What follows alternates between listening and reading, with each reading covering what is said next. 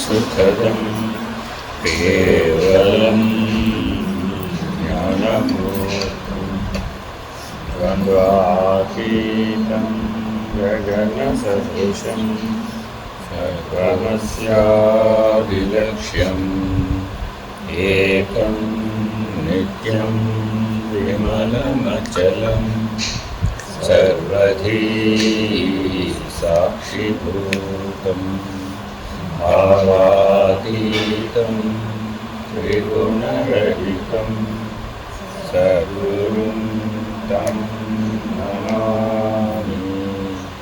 नमो ब्रह्मादिभ्यो ब्रह्मविद्या सम्प्रदाय कर्तृभ्यो वंश ऋषिभ्यो महाभ्यो नमो गुरुभ्यः। सर्वोपप्लवरहित प्रज्ञानघन प्रत्यगर्थो ब्रह्मैवाहमस्मि। अहं पदार्थरहितः सदाशिवसमारम्भां व्यासशङ्करमध्यमाम् अस्मदाचार्यपर्यन्तां वन्दे गुरुपरम्पराम्। हरिः ओं श्रीगुरुभ्यो नमः। हरिः ओं निर्भयानन्दाय विद्महे अचलपरिपूर्णाय धीमहि तन्नो परात्परः प्रचोदयात्। ॐ साईश्वराय विद्महे सत्यदेवाय धीमहि तन्नः सर्वः प्रचोदयात्। ॐ तत्पुरुषाय विद्महे महादेवाय धीमहि तन्नो रुद्रः प्रचोदयात्। ॐ सद्गुरुरूपाय विद्महे ज्ञानबोधामृताय धीमहि तन्नो श्रीविद्यासागरः प्रचोदयात्। हरिः ओं श्रीगुरुभ्यो नमः। हरिः ओं। అపరోక్షానుభూతి నిధిధ్యాసనం పరిశీలిస్తున్నాము. ఇటివా తద్ధ్వనేన్మౌనం సతాం సహజ సంహితం గిరామౌనం తు బాలానాం ప్రయుక్తం బ్రహ్మవాదిభిః. బ్రహ్మవాదిభిః సదా బ్రహ్మమునే చింతించుట, సదా బ్రహ్మమునే తలంచుట, సదా బ్రహ్మమే అయి ఉండుట, సదా బ్రహ్మమే తానని ఓరకుండుట. ఏమిటండి బ్రహ్మవాదిభిః అంటే? సదా 4 స్థాయిలు బ్రహ్మవాదన. ఎటువంటిది? సదా బ్రహ్మమే, బ్రహ్మమును గురించే చింతన చేయటం. మొదటి దశ ఏంటండి? సదా బ్రహ్మచింతనం. నెక్స్ట్ లెవెల్ ఏంటి? సదా, ఇప్పుడే 4 చెప్పా. సదా బ్రహ్మచింతనం. తర్వాత సదా బ్రహ్మానుసంధానం. రెండో పని నెక్స్ట్ లెవెల్కి వచ్చేప్పటికి ఏం చేయాలి? ఎప్పుడూ బ్రహ్మానుసంధానమే చేయాలి. చింతనానికి అనుసంధానానికి తేడా ఏంటి? ఎప్పుడు అది అవడానికి ట్రై చేయడం అనమాట. కాదండి, సమాధి నిష్ఠయందు సదా బ్రహ్మానుసంధానం చేయాలి. జాగ్రత్తావస్థ యందు సదా బ్రహ్మానుచింతనం చేయాలి. 2 స్థితులు ఉన్నాయట. ఒకటి జాగ్రత్తావస్థ, 2 సమాధి నిష్ఠ. ఇంకేమి లేవు. జాగ్రత్తావస్థ అప్పుడేం చేయాలి? బ్రహ్మానుచింతనం చేయాలి. సమాధి నిష్ఠ అప్పుడేం చేయాలి? బ్రహ్మానుసంధానం చేయాలి. అప్పుడు ఏమవుతుందట? బ్రహ్మాకార వృత్తి. 3వ స్థాయిలో ఏర్పడుతుందండి? బ్రహ్మాకార వృత్తి ఏర్పడుతుంది. ఆ 4వ స్థాయిలో బ్రహ్మైక్యతా సిద్ధి కలుగుతుంది. 4వ స్థాయిలో ఆ బ్రహ్మమే సత్యం అనేటటువంటి ఐక్యతా సిద్ధి కలుగుతుంది. దీన్ని ఏమంటారయ్యా అంటే బ్రాహ్మీభూత స్థితి అంటారు. కాబట్టి మానవుడు తప్పక సాధించవలసింది ఏమిటి? బ్రాహ్మీభూత స్థితిని సాధించాలి. ఎందుకని? దానికి మానవుడు ఒక్కడే అర్హుడు కాబట్టి. ఇంతకీ గొడవంతా ఏమిటంటే మానవోపాధిలోకి వచ్చి ఈ బ్రాహ్మీభూత స్థితిని కనుక సాధించకపోతే ఆ జన్మ వృధా అయిపోతుంది, ఆ ఉపాధి వృధా అయిపోతుంది. పునరపి జననం పునరపి మరణంలో పునః మనకి మానవోపాధి ఎప్పటికి లభ్యమగునో తెలియదు. కాబట్టి మానవుడిగా పుట్టిన ప్రతివాడికి తప్పనిసరి లక్ష్యం, సాధించవలసిన లక్ష్యం సిద్ధి ఏమిటయ్యా అంటే బ్రహ్మైక్యతా సిద్ధి. అర్థమైందండి? దాన్ని ఏమంటారు? బ్రాహ్మీభూత స్థితి. ఏమండి పొద్దున్న లేచాను, ఎందుకోసం లేచాను? లేచామా లేదా? దేనికోసం? సదా బ్రహ్మాను చింతనం. మేల్కొన్నంతసేపు ఏం చేయాలండి? సదా బ్రహ్మాను చింతనం. అది కర్మే కావచ్చు, భక్తే కావచ్చు, యోగమే కావచ్చు, జ్ఞానమే కావచ్చు, ఏదైనా సరే అక్కడ ఏం చేయాలట? సదా బ్రహ్మాను చింతనం. సరే, కాసేపటి తర్వాత ఏమైంది? విశ్రాంతి వచ్చేసింది. మళ్ళా మనం పిలవకుండానే అది వచ్చేస్తుంది. అలా వచ్చినటువంటి చోట కూడా మనం ఏం చేయాలి? బ్రహ్మానుసంధానం. అహం బ్రహ్మాస్మి మంత్రోయం చిత్తబంధం వినాశయే. అహం బ్రహ్మాస్మి మంత్రోయం బుద్ధివ్యాధిం వినాశయేత్. ఇట్లా ఆ బ్రహ్మానుసంధానం అది చేస్తూ సమాధి నిష్టలోకి వెళ్ళాలి, అదే నిలుపుకోవాలి. కాబట్టి ఏమంటే నన్ను ఏం చేయమంటారండి? బ్రహ్మానుసంధానం చేయనైనా. ఒక 16 వాక్యాలు ఉంటాయి. ఆ 16 వాక్యాలకి కూడా అహం బ్రహ్మాస్మినే, అన్నిటికీ అహం బ్రహ్మాస్మి. ఆ అహం బ్రహ్మాస్మి అనే అనుసంధానంతో ఉండవయ్యా. సమాధి నిష్టలో ఏం చేయాలి వాళ్ళు అడగకూడదు. సమాధి నిష్టలో ఉండాలి. ఎలా ఉండాలి? అహం బ్రహ్మాస్మి, నేను బ్రహ్మమే అయి ఉన్నాను అని ఉండడమే సమాధి నిష్ట. సమాధి అంటే ఏమిటయ్యా? సమధి. ఎప్పుడూ నేను బ్రహ్మమే అయి ఉన్నాననే ధీ సమత్వంతో ఉండవయ్యా. అదిటా సమాధి అంటే. నేను బ్రహ్మమే అయి ఉన్నాను, నేను బ్రహ్మమే అయి ఉన్నాను, నేను బ్రహ్మమే అయి ఉన్నాను, నేను బ్రహ్మమే అయి ఉన్నాను. 4 సార్లు చెప్తే ఏమన్నట్టు? ఏదైనా 4 సార్లు చెప్పామంటే ఏమిటి? సత్యం సత్యం పునఃసత్యం పునర్వచో భవేత్. ఇన్నిసార్లు చెప్పామంటే అది సత్యమే. నరకంలోనూ సత్యమే, కళలోనూ సత్యమే, నిద్రలో కూడా సత్యమే, అసలు ఆ 3 లేని స్థితిలో కూడా సత్యం. తురియం అంటే అర్థం ఏమిటయ్యా అంటే ఆ 3 లేవడు. ఏమండి? కింద నుంచి చెప్పేటప్పుడు ఎలా చెప్పాము? ఆ 3 యందు వ్యాపించినది ఏదో అది తురియం అని చెప్పాం. అంటే కర్మ మార్గంలో, భక్తి మార్గంలో, ఇంకా పిండాండంలోనే మన తెలివి ఉంది. అప్పుడేం చేసాం? తురియం అంటే ఏమిటి? ఆ 3 యందు వ్యాపించినది ఏదో అదే తురియం అని అన్యాపదేశంగా చెప్పాను. ఈ పద్ధతిని ఏమంటారండి? అన్యాపదేశం. కానీ మరి ఇది బ్రహ్మనిష్టకి సరిపోతుందా అంటే సరిపోదండి. బ్రహ్మనిష్ట అంటే ఏమిటయ్యా? ఇంకేమీ లేదు. కాబట్టి ఏ స్థానంలో చూసినా బ్రహ్మమే, ఏ స్థితిలో చూసినా బ్రహ్మమే, ఏ అనుభవంతో చూసినా బ్రహ్మమే, ఏ నిర్ణయంగా ఉన్నా అది బ్రహ్మమే. అహం బ్రహ్మాస్మి అనేటటువంటి నిర్ణయంతో ఉండడమే సమాధి నిష్ట. ఇప్పుడు మరి ఆ సమాధి నిష్టలోంచి మేల్కొంటే ఎవరికైనా మేల్కోవాల్సిందేగా. అప్పుడే ఎంజలోంచి మేల్కొన్నాడు? సదా బ్రహ్మాకార వృత్తితో మేల్కొన్నాడు. అక్కడ కూడా ఒక వృత్తి ఉందట. ఇక్కడ ఎలా అయితే అనేక చిత్త వృత్తులు, ఏమిటి ఇక్కడ ఉన్న వృత్తులు? సంకల్పం, వికల్పం, విపర్యయం, స్మృతి, నిద్ర అనేటటువంటి 5 వృత్తులతోటి మానవుడు మేల్కొంటున్నాడు. కానీ అక్కడ కూడా మేల్కొంటున్నట్ట సమాధి నిష్టలోంచి. దేంతో? బ్రహ్మాకార వృత్తి, దాంతో మేల్కొన్నాడు. ఎక్కడ మేల్కొన్నాడయ్యా అంటే పిండ బ్రహ్మాండములు లేవు. బ్రహ్మాకార వృత్తి అంటే ఏమిటయ్యా? అసలు పిండ బ్రహ్మాండాలు లేవయ్యా బాబు. వ్యష్టి ప్రపంచం, సమిష్టి ప్రపంచం లేనే లేవు. వ్యష్టి జగత్తు, సమిష్టి జగత్తు అసలు లేనే లేవు. వ్యష్టి సంసారం, సమిష్టి సంసారం అసలే లేవు.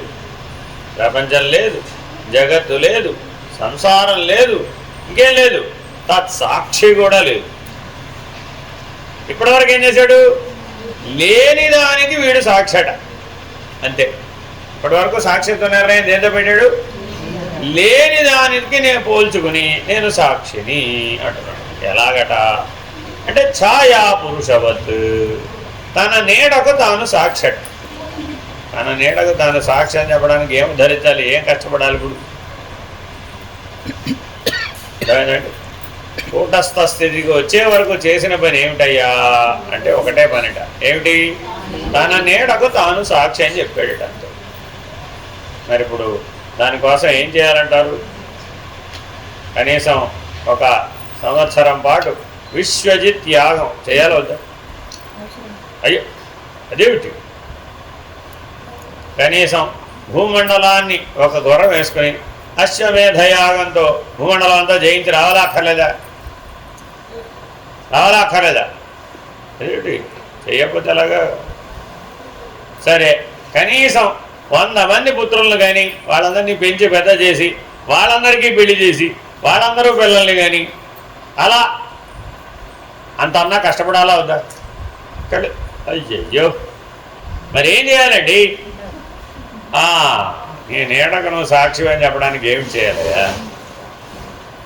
ఇవన్నీ చేస్తే నీడకు సాక్షి అని తెలుసుకోవడం ఎలా వీలు కాదు, అలాగే ఇప్పటి వరకు చేసిన వాటి వల్ల నీ నీడకు నువ్వు సాక్షి అని తెలుసుకోవడం వీలు కాదు. మరి ఎలాగండి? నీ నీడ పడాలంటే ఆధారం ఎవరు? నీ నీడ పడాలంటే ఆధారం ఎవరు? సూర్యుడేగా. సూర్యప్రకాశం లేకపోతే చీకట్లో నీ నీడ పడుతుందే? పడదా. కాబట్టి ఆ సూర్యుని ఆధారంగా పట్టుకో, నీ నీడను వదిలిపెట్టు. నీ నీడ అప్రధానం. ఇంతకీ మానవుడు నడవాలి అంటే నీడ వాడి వెంట నడవాలా అక్కర్లేదా? అదేంటండి, నువ్వు నడవాలంటే నీ నీడ నీతో రావాలా అక్కర్లేదా? అదేమిటి? పోనీ నీడను విడిచిపెట్టి వెళ్ళైతే కుదరదా? అదంతా నాకు తెలీదమ్మా. నువ్వు వెళ్ళాలంటే 2 నియమాలు ఉన్నాయి. ఒకటేమిటి? నీ నీడ నీ వెంట రావాలి, మొదటి పాయింట్.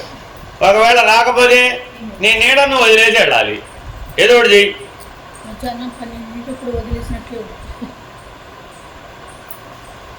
కాలం చేత కర్మ, ఆ నీడను పట్టుకోవడం కానీ నీడను వదలడం కానీ కాలం చేత నిర్ణయం అవుతుందే కానీ కర్మ చేత కాదు. అవునా కదా? చూసుకోండి మీరు.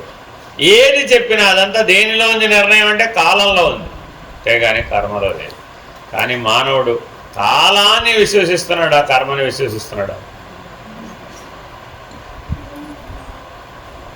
నేను చేశానండి బాబు, గ్యారంటీగా నేనే చేశాను. ఎంత ఫలితం కూడా వచ్చింది. ఎంత వచ్చిందయ్యా? ఎంత వచ్చింది? చాలండి శేష జీవితానికి సరిపడేటంత. శేష జీవితం ఎంత? శేష జీవితం ఎంత? మరి సరిపోయినాలో ఎలా చెప్పారు? ఏదో సార్వజనీన ప్రమాణంగా అందరూ అంటారు కదండి, అలా అన్నాను, ఏదో పొరపాటు అయిపోయిందండి బాబు, వదిలేండి ఆయన. కానీ మరి మనం ఇలా ఆలోచించకుండా అంటున్నవి ఎన్ని ఉన్నాయంటారు? అదేమిటి? అవన్నీ అజ్ఞానమే కదా. కాబట్టి మానవుడు ఏం చేయాలి? తదభ్యాస. మానవుడు చేయవలసింది ఒకటేనండి, తదభ్యాస.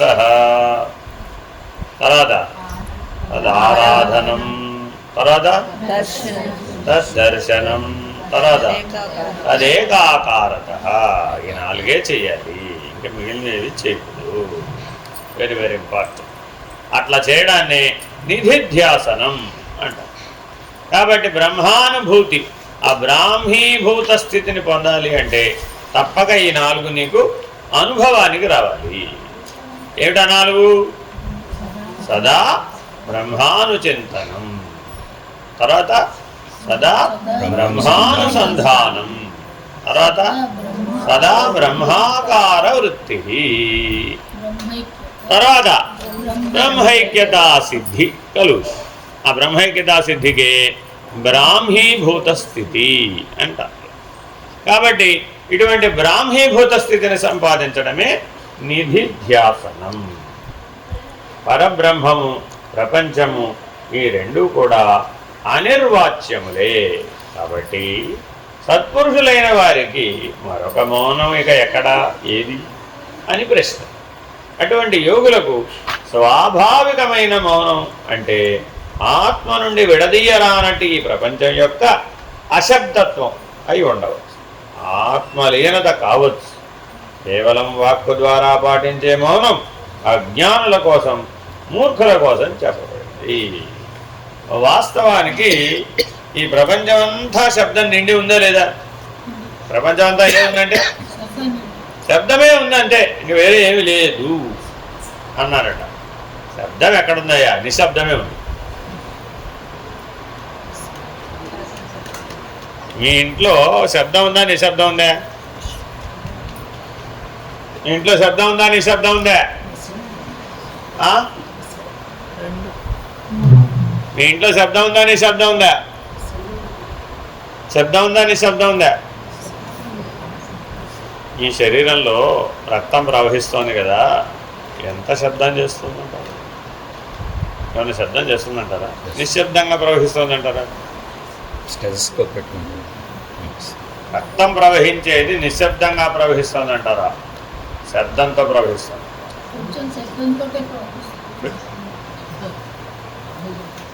మీ మెదడులో న్యూరాన్లు పనిచేస్తున్నాయి. ఆ న్యూరాన్లు నిశ్శబ్దంగా పనిచేస్తున్నాయా, శబ్దంతో పనిచేస్తున్నాయి? నిశ్శబ్దంగా. అదేమిటి? రక్తమేమో శబ్దంతో ప్రవహిస్తుందా, న్యూరాన్లు ఎలాగా? అది తెలీదు, ఇది తెలీదు. శరీరం నేననే బాహ్యమైన తెలివితో చూసామండి. ఎప్పుడు చూసొచ్చావమ్మా ఇవన్నీ? ఎప్పుడు చూసొచ్చావు ఇవన్నీ? ఊహించావు. ఏంటంటే ఇది ఊహించావు అంతే, అంతేనా కదా? ఊహ శబ్దమా, నిశ్శబ్దమా?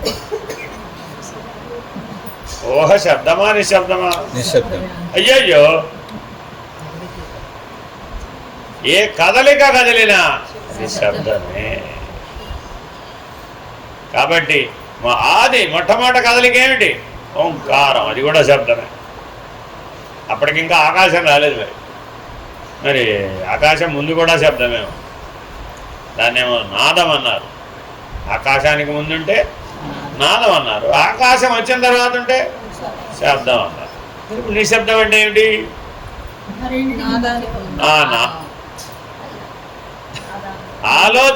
ఆలోచనకి మధ్యలో నువ్వు ఉన్నావా లేదా? వస్తున్నాయా లేదా ఆలోచనలు? ఆలోచనకి మధ్య నువ్వు ఉన్నావా లేదా? శబ్దమా, నిశ్శబ్దమా? నువ్వు ఉన్నటువంటి స్థితి శబ్దమా, నిశ్శబ్దమా?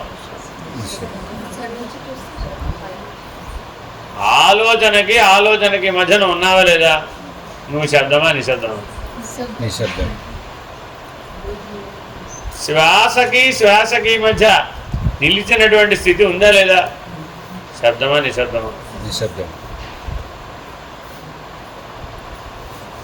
నిశ్శబ్దం తెలుసుకోవాలంటే ఏం చేయాలి?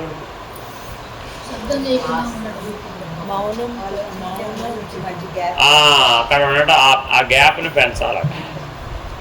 ఆలోచనకి మధ్యలో ఉన్న వ్యవధానం, దాన్ని ఏమంటారండి? వ్యవధానం. ఆ వ్యవధానాన్ని ఎంతగా పెంచాలయ్యా అంటే బ్రహ్మాండం పట్టేటంత. ఒక ఆలోచనకి మధ్య ఎంత వ్యవధానం పెంచాలయ్యా అంటే జస్ట్ బ్రహ్మాండం పట్టేటంత పెంచితే చాలు. నీకు నిశ్శబ్దం అనే అనుభవం వచ్చేస్తుంది. అంటే అర్థం ఏమిటయ్యా, బ్రహ్మగారి ఒక సంకల్పం సృష్టి, మళ్ళా ఇంకో సంకల్పం వచ్చేటప్పటికి లయం, అంతే. మరి నేను బ్రహ్మమని అంటున్నావుగా, తదాకార వృత్తి అన్నావుగా, బ్రహ్మానుసంధానం అన్నావుగా, ఎక్కడి నుంచి ఎక్కడికి చేరావు? ఆ బ్రాహ్మీభూతమేనండి, నేను బ్రహ్మస్వరూపుణ్ణే, నేను బ్రహ్మనిష్ఠుణ్ణే అన్నావు కదా. మరి అప్పుడు నీ రెండు ఆలోచనల మధ్య ఏం జరగాలట? సృష్టి, ఒక ఆలోచనకి సృష్టి, ఒక ఆలోచనకి లయం. ఆ రెండింటి మధ్యలో ఏముంది?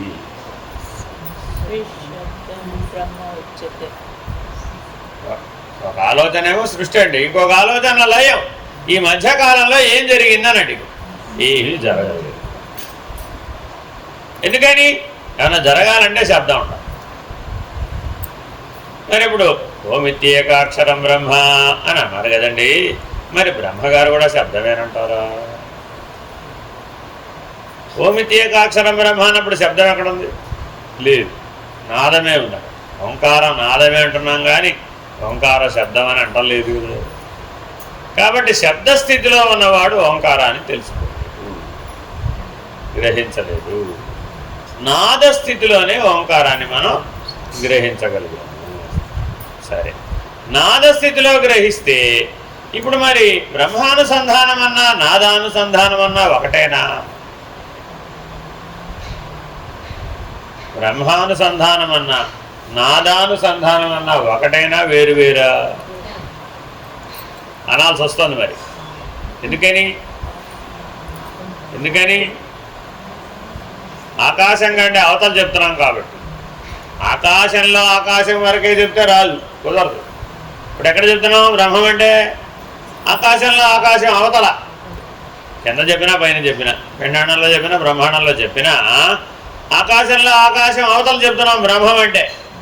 మరి అప్పుడు శబ్దమా నాదమా? శబ్దమా నాదమా లయమా? శబ్దమా నాదమా లయమా నిశ్శబ్దమా? శబ్దమా నాదమా లయమా నిశ్శబ్దమా? తత్సాక్ష.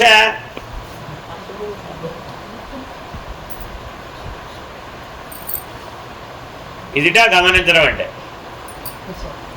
జ్ఞాన మార్గంలో ఏం చేయాలండి? గమనించాలి. తర్వాత ఏం చేయాలి? గుర్తించాలి, గ్రహించాలి, అంతే కదా.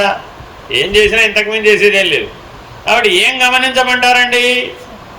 శబ్దాన్ని గమనించు. తర్వాత ఏం చేయమంటారు? నాదాన్ని గమనించు. ఆ తర్వాత ఏం చేయమంటారు? శబ్దమా నాదమా లయమా? వాటి యొక్క లయస్థానాన్ని గమనించావా? ఎక్కడ పుడుతున్నాయో గమనించావా? ఎక్కడికి వెళ్ళి లయమైపోతున్నాయో గమనించావా? కాబట్టి గమనించడం అంటే ఏమిటి? శబ్దము నాదము లయము నిశ్శబ్దం. తత్సాక్షి. అందుకే చివరికి చెప్పింది. కాబట్టి బ్రహ్మమనగా ఏమి? సర్వసాక్షి. ఏమిటయ్యా సర్వసాక్షి? శబ్దముకి సాక్షి, నాదమునకు సాక్షి, లయమునకు సాక్షి, నిశ్శబ్దానికి కూడా సాక్షి, తత్సాక్షి. కాబట్టి బ్రహ్మమును నిర్వచించాలంటే ఇలా తప్ప వేరే రకంగా నిర్వచించడానికి వీలుగా. ఎందుకని? శబ్దజాలమయం చరాచర జంతు దేహ నివాసినం చక్రరాజమనాహతోద్భవమేకవర్ణమతః పరం మనసాంతర భావయేద్గురు పాదుకా. పొద్దున్నే లేవగానే ఏం చేయాలటమ్మా? ఈ గమనించు. పొద్దున్న లేస్తూనే ఏం చేయమంటారండి? అర్జెంటుగా కాఫీ ఎక్కడుందో వెతుకు. తినా కదా? లేస్తూనే నీరసం వస్తుంది, ఏం చేయమంటావు? మా డిపార్ట్మెంట్ వేరే కదా, మీ డిపార్ట్మెంట్లో కాదు కదా. చూసావా? ఏం చేయాలన్నా ఏం కావాలి? సామర్థ్యం కావాలి. నాయన నీ సామర్థ్యం ఎంత? ఆ సామర్థ్యానికి పేరు జీవుడని బ్రహ్మమే. దేనికి పేరు? ఏమంటే నీ బలం ఎంత? ఒక 5 కిలోలు లేపుతానండి నేను, అలా కూడా చెప్పచ్చు. ఇంకొకటి ఏమో చెప్పాడు, నేను 50 లేపుతానండి. ఇంకోటి వచ్చాడు, నేను 250 లేపుతానండి. ఇంకోటి వచ్చాడు, నేను 500 లేపుతానండి. అబ్బా, 5 కిలోలు లేపేవాడికి 500 కిలోలు లేపేవాడికి మధ్య భేదం ఉందంటావా లేదంటావా? ఉందా? ఏమిటి తేడా? సామర్థ్య భేదం, అంతకుమించి ఏముంది? ఈయనేమో గాలి వస్తే కొట్టుకుపోయేటట్టుగా ఉంటాడు, వాడేమో పర్వతాకారంతో భీముడిలాగా ఉంటాడు. అంతేనా కదా? మరి పాండవులందరూ సమానమైన అందామా? అలాగా ఏదంటే ఏనుగుని తొండం పట్టుకుని గెరగెర ఆకాశంలోకి తిప్పి విసిరి వేయగలిగినంత బలం కలిగిన వాడు భీమసేనుడు. మరి మిగిలిన వాళ్ళందరూ గాలి వస్తే కొట్టుకుపోయే బ్యాచ్. ఎప్పుడు తెలిసిందో తెలుసా? లాక్షాగృహంలో రాత్రికి రాత్రి అందరినీ తరలించాలి. ఏమిటి? 4 అన్నదమ్ముల్ని, తల్లిని, 5గురిని ఒకేసారి తరలించాలి. అలా ఒకరి తర్వాత ఒకరిని తరలించడానికి టైం లేదు. ఎలాగా? అంటే వేసుకున్నాడు అందరిని, 5గురిని బోధాన్ని వేసుకున్నాడు, వెళ్ళిపోయాడు. తెచ్చి బయటపడేసేసాడు. అంతే, సొరంగం తవ్వేశాడు, సొరంగం ద్వారా తెచ్చి బయటపడేసేసాడు. వీళ్ళు తెల్లారు లేచారు. దీన్ని బట్టి వాళ్ళు ఏ స్థాయిలో నిద్రపోతున్నారో ఆలోచించారు. లాక్షాగృహంలో నిద్రపోయే పెద్ద మనుషులు హాయిగా తిని పడుకున్నారు. హాయిగా తిని పడుకుంటే తెల్లారు లేచారట. ఏమిటి మనం ఎక్కడున్నాం అని చూసుకుంటున్నారు. భీమసేనుడు హాయిగా నిద్రపోతారు. ఎందుకని? పని అయిపోయింది. రాత్రంతా సొరంగం తవ్వి వాళ్ళని తీసుకొచ్చి బయటపడేసిన తర్వాత మరి అలసిపోతారు కదా, నిద్రపోతారు. ఏంటి మనం అక్కడెక్కడో పడుకున్నాం కదా, ఇక్కడ ఎలా లేచాం అని ఆలోచించారు. చూస్తే ఏం బోధపడ్డారు. సరే, అన్నిటికీ పరమాత్ముడే. వాళ్ళకేమిటి? అన్నిటికీ పరమాత్ముడే. బాబోయ్, మాకేమేం అర్థం కావట్లేదు, చెప్పబోయా అని అడిగారు. చెప్పబోయా అంటే అదిగో నిద్రపోతున్నాడుగా, ఆయన లేపండి, ఆయన చెప్తాడు అన్నాడు. అక్కడి నుంచి పరిగెట్టుకొచ్చేయండి ద్వారక నుంచి. ఏం పరిగెట్టుకురా, పిలిచినప్పుడల్లా పరిగెట్టుకురాడు. నేను సినిమాలలాగా డింగ్ అంటే అక్కడ ప్రత్యక్షం అవడానికి అలా ఏం అవడు. మనం అలా చూసి చూసి పరమాత్మ అంటే అలాగే వస్తాడనే ఫీలింగ్ ఒకటి వచ్చేసింది మనకి. అలా రాడు, ఓ స్ఫూర్తిని ఇచ్చాడు. అదిగో ఆ నిద్రపోయేవాడిని లేపి అడుగుదాము అని లేపారు. ఏమిటి మీరు ఇప్పుడు అనవసరంగా నిద్ర ఎందుకు లేపారు అన్నాడు. ఏమిటి, ఎక్కడున్నా మనం అన్నాడు. ఓ మీకు తెలీదా అనే కథ అంతా భీముడు చెప్పాడు. రాత్రి కృష్ణ పరమాత్మ వచ్చాడు. ఆల్రెడీ వచ్చి ఈ విషయం చెప్పి వెళ్ళాడు. లేక ఈ పాటికి మనం అందరం మాడి మసైపోయి ఉండేవాళ్ళమే లాక్షాగృహంలో. కాబట్టి చాలా జాగ్రత్తగా మనం బయటపడ్డాము అని భీముడు ఈ కథ అంతా చెప్పాడు. మరి భీముడికి అంత బలం ఎవరిచ్చారట? ఎవరిచ్చారు? వాయుదేవుని అంశలో. ఆయన ఏ అంశలో పుట్టాడండి? మనమందరం ఏ అంశలో పుట్టామండి? మనమందరం ఏ అంశలో పుట్టాం? ఏ దేవుడో తెలియదు. వాయుదేవుడా, గాలిదేవుడా, లేకపోతే అగ్గిదేవుడా అనే కదా మనం అనుకుంటున్నాం. మనం పంచీకరణం అంతా ఏం చెప్పింది? పంచభూతాలు 5 దేవుడే కదా. భూదేవత, జలదేవ, వరుణదేవుడు, అగ్నిదేవుడు, వాయుదేవుడు, రామా, పంచభూత లింగాలు కూడా పెట్టేసుకుంటే అన్నీ ఈశ్వరుడే అనేస్తమే. మరి ఇప్పుడు మనం అందరం ఎవరు? ఈశ్వరాంశ సంభూతులు అండి, సాక్షాత్తు.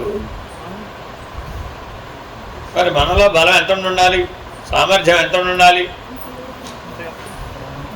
ఈశ్వరుడు అంత ఉండాలి కనీసం. ఉన్నారా వద్దా? ఎందుకని పంచభూతములు ఈశ్వరుడే కదా. మరి ఆ పంచభౌతిక దేహమును ధరించిన నీవు ఈశ్వరుడు అలా కాకుండా పోయావయ్యా. ఆ దివ్యాంశ నీలో లేకుండా ఎలా పోతుంది? ఆ దివ్యత్వం, ఆ దివ్య జ్ఞానం, ఆ దివ్య జీవనం లేకుండా ఎలా పోతుంది? పోయిందని అనుకున్నావు అంతే. ఏడే ఇంకేమి పోయిందని అనుకున్నాడు అంతే. అర్థమైందండి? ఎప్పుడో చెప్తాడు, బకాసుడితో యుద్ధం చేయడానికి భీముడు వెళ్ళాట. అక్కడ వరకు బాగానే ఉంది కథ, నీకేం పర్వాలేదు, మా అబ్బాయి కాపాడతాడులే అని కుంతి ధైర్యంగా పంపించిందట. బండెడు అన్నం 2 దొనపోతులు ఇచ్చి అన్ని భారీ బండెడు అన్నం తినాలంటే మరి ఎంత కూర పప్పు వ్యవహారం ఎంత ఉండాలి. పైగా అదేంటి షడ్రసోపేతమైన భోజనము మరియు నవకాయ పిండి వంటలు. నవకాయ పిండి వంటలు అంటే తెలుసు కదా, 9 రకాలైన పిండి వంటలు వండాలట. అది దాన్ని నవకాయ పిండి వంటలు అంటారు.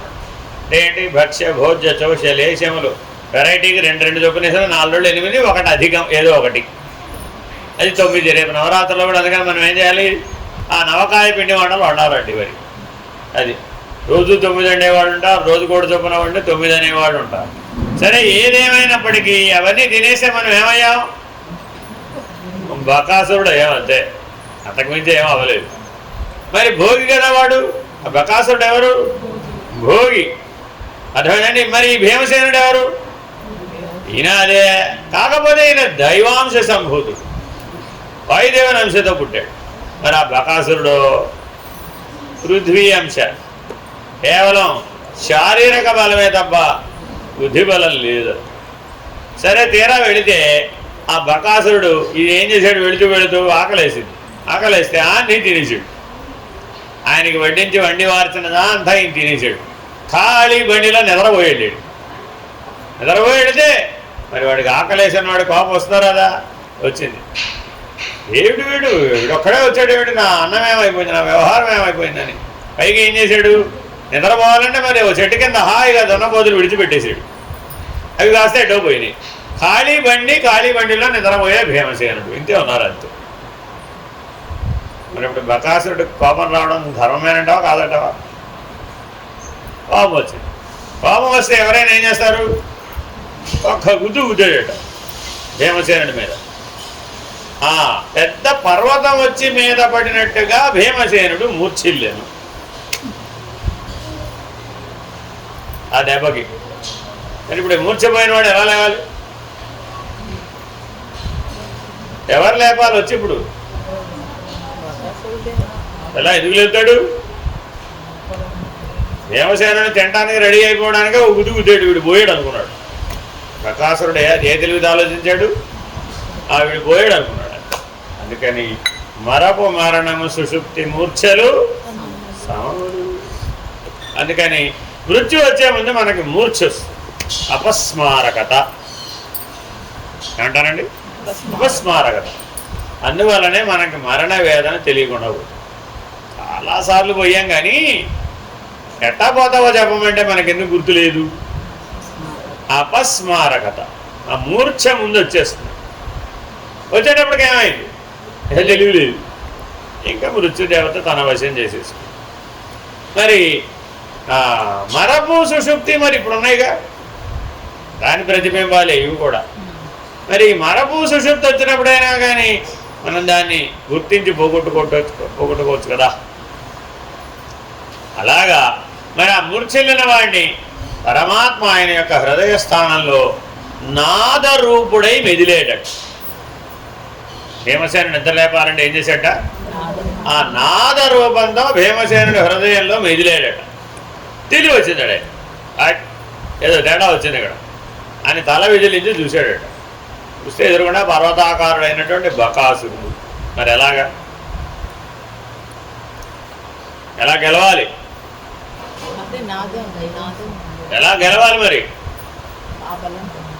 ఆయనేమో పెద్ద పెద్ద శబ్దాలు చేస్తూ పెడబొబ్బలు పెడుతూ ఆ మీదకు వచ్చేస్తున్నాడు. మరి ఇప్పుడు ఈయన ఏం చేయాలి? పంచభీమ యుద్ధంలో మొదటిది ఇదే. అంటే ఇక్కడ ఎవరు గెలిస్తే మిగిలిన వాళ్ళందరూ వాడి చేతిలో పోతారు. ఇప్పుడు ఏం చేయాలి, ఎలా భీమసేనుని గెలిపించాలంటారు? మీరే కాసేపు భీమసేనుని గెలిపించాలనుకోండి, ఎలా గెలిపిస్తామనుకున్నారు మీరు? మిగిలిన వాళ్ళందరితో యుద్ధం చేసినప్పుడు ఎవ్వరూ కూడా దేవతలు కానీ ఋషులు కానీ ఆకాశ వీధి నుంచి దర్శించలేదట. భీమ బకాసుర యుద్ధాన్ని దర్శించారు. ఎందుకని? అదే మహాభారత యుద్ధానికి నాంది. ఒకవేళ భీముడే పోతే మహాభారత యుద్ధం లేదుగా. అక్కడతో చేస్తే ఆ యుద్ధమే ఆఖరు, అదే మొదలు, అదే చివరైపోతుంది. మరి ఇప్పుడు వీళ్ళందరూ ఎవరికి సహాయం చేయాలి? అదేమిటి ఏమండి, జ్ఞానులు కదా, దేవుళ్ళు కూడా అంత పక్షపాతంతో ఉంటే అలాగా, మహర్షులు కూడా అంత పక్షపాతంతో ఉంటే అలాగా, ఎలాగా? అయితే ఏమిటి ఎవర్రా, అక్కడ కూడా అదే అహంకారం మమకారమేనా గోలా? వాయుదేవుడు కూడా నా బిడ్డ అనేటువంటి అభిమానం ఉండొచ్చు అంటారా? కాబట్టి ఏం చేశారయ్యా అంటే, ఇతనికి భీముడికి చిన్నప్పుడు ఒక వరం ఉంది. ఏం వరం ఉంది అంటే, దుర్యోధనుడు ఏం చేశాడంటే విషాహారం పెట్టి నాగలోకంలో పోయేటటువంటి గుంట దగ్గర పడేసాడు. అలా ఎలా తెలుసు అంటావు దుర్యోధనుడికి? భూమి మీద నుంచి రకరకాల లోకాలకు వెళ్ళే మార్గాలు చాలా ఉన్నాయి, అర్థమైందండి? మనం కూడా ఇక్కడ ఆశ్రమం కట్టుకున్నాం కదా, ఇక్కడి నుంచి కూడా ఏదో ఒక లోకానికి అయితే మార్గం ఉందండి, ఎవరైనా వెళ్ళి రావచ్చు. ఏమో నాకు తెలియదు ఏ లోకం, ఒక లోకానికి అయితే మార్గం ఉందట, వెళ్ళి రావచ్చు మీరు ఎవరైనా వెళ్ళొస్తే. సరే, వెళ్ళొచ్చిన వాళ్ళు చెప్పారు, లేదా చూసిన వాళ్ళు చెప్పారు. అలాగా ఆయన నాగాయుధ బల సంపన్నుడు అయ్యాడు. అక్కడికి పంపించగానే ఏమయ్యాడండి ఆయన, అక్కడ వాళ్ళు ఏం చేశారంటే ఒక సోమరసం తాగించారు ఈ భీమసేనుడి చేత. సోమరసం అంటే ఏమిటి? ఏదో హిమాలయాల్లో ఒక లత ఒకటి దొరుకుతుంది, సోమలత.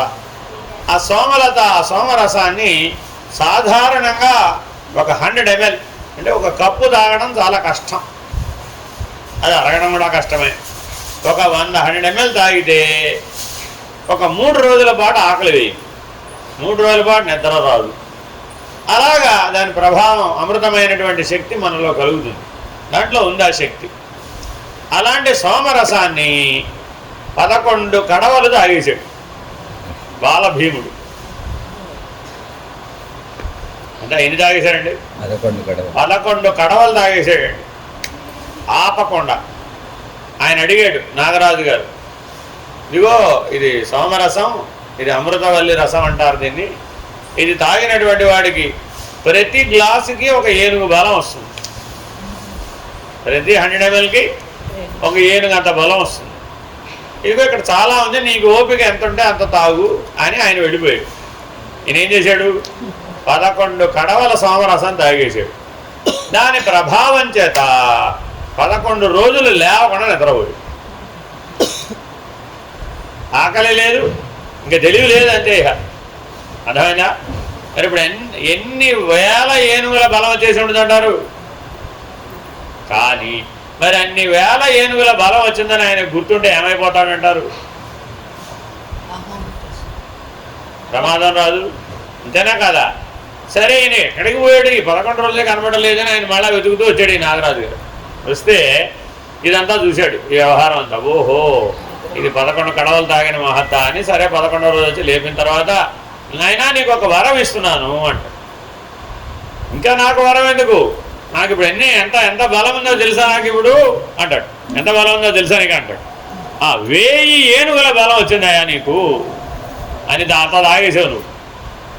1000 అని అంటున్నానే కానీ వాస్తవానికి దానికి శతాధికమైనటువంటి బలం ఉంది నీకు అంటాడు.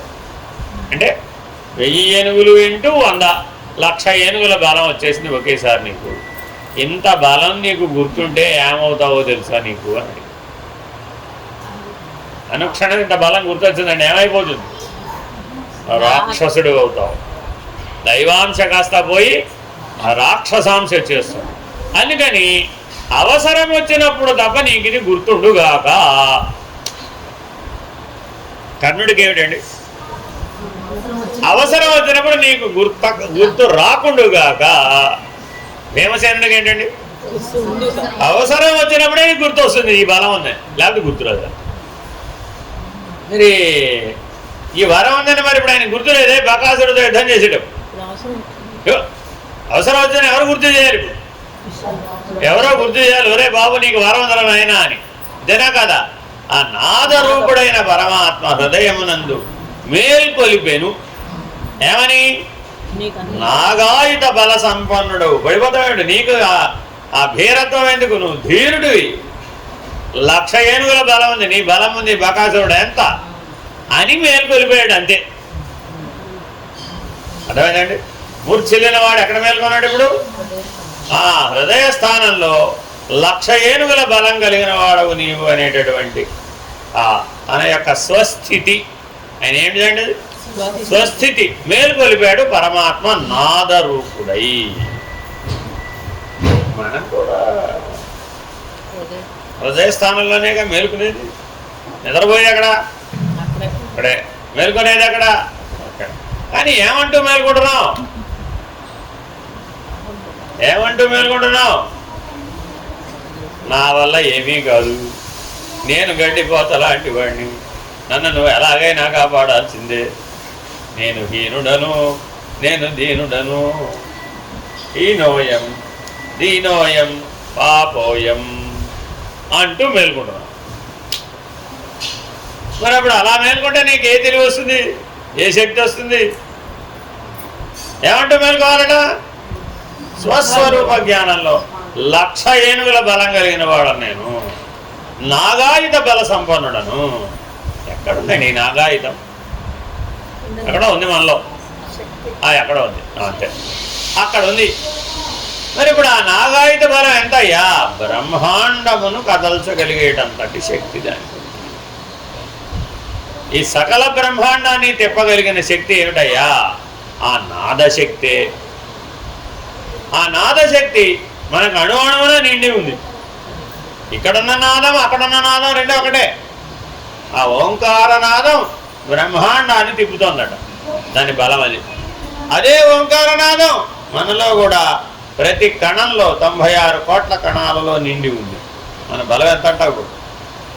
ఒక్కొక్క కణం ఒక్కొక్క ఏనుగు అనుకుంటే 96 కోట్ల ఏనుగులంత బలం ఉందట మనకి. భూమండలం మీద ఏనుగులు అంటావా? అంటే అంత నీ సామర్థ్యం ఎంతయ్యా? అనంతమైన సామర్థ్యం కలిగిన వాడు.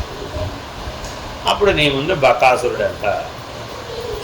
బకాసురుడు అంటే అసలు అర్థం తెలుసా మీకు? కొంగ. బకం అంటే కొంగ,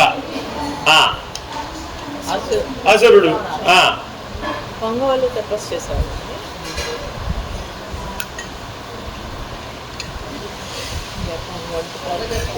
కాబట్టి 96 కోట్ల ఏనుగుల బలం ఉన్నటువంటి వ్యక్తి ఒక్క కొంగని జయించలేవు.